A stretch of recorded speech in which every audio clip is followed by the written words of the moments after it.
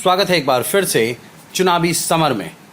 हम लेकर आए हैं आपके लिए बीएसपी फैमिली के कुछ और अपडेट्स। मोदी राज में देश के दलित जिस मुश्किल वक्त से गुजर रहे हैं, ऐसे वक्त में उन्हें बाबा साहब की कमी काफ़ी खटक रही है।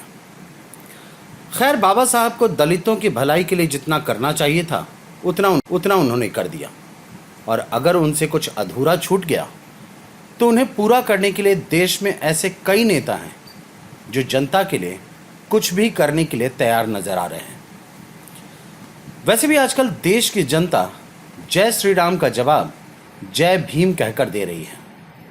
देखें तो जय भीम का नारा वह कड़ी है जो विपक्ष के कई नेताओं को आपस में जोड़ती है। भले ही इन नेताओं में लाख मतभेद हों, लेकिन जब जब उनके कानों में जय भीम की गूंज सुनाई पड़ती है, वे एकजुट हो जाते हैं, जिन्हें देखकर भाजपा में घबराहट बढ़ जाती है। वैसे भी जब देश में संविधान की हत्या होने लगे तो संविधान के संरक्षकों और संविधान को पूजने वालों को एकजुट होना ही पड़ता है।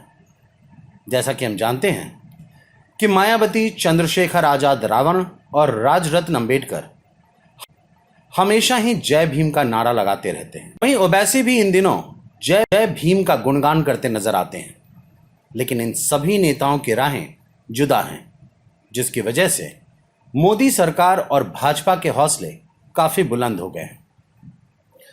बात मायावती की करें तो उन्होंने शुरू से ही दलितों के सम्मान की रक्षा के लिए संघर्ष किया, लेकिन इन दलितों के लिए जोर शोर से आवाज उठाने वाले चंद्रशेखर आजाद से गठबंधन करना पसंद नहीं।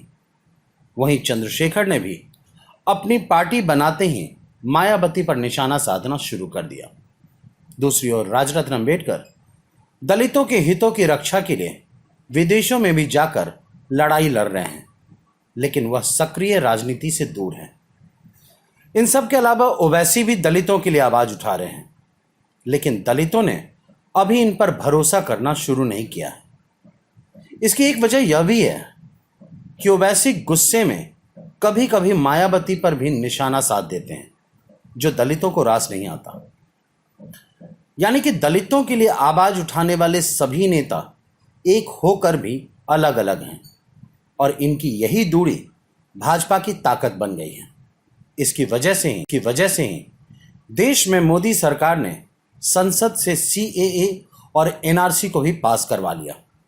इसलिए अब जबकि देश का संविधान फिर से खतरे में है, तो मायावती, चंद्रशेखर आजाद रावण और राजरत्न अंबेडकर के साथ साथ ओवैसी को भी एकजुट होना पड़ेगा, तभी यह देश मोदी की तानाशाही से मुक्त हो पाएगा।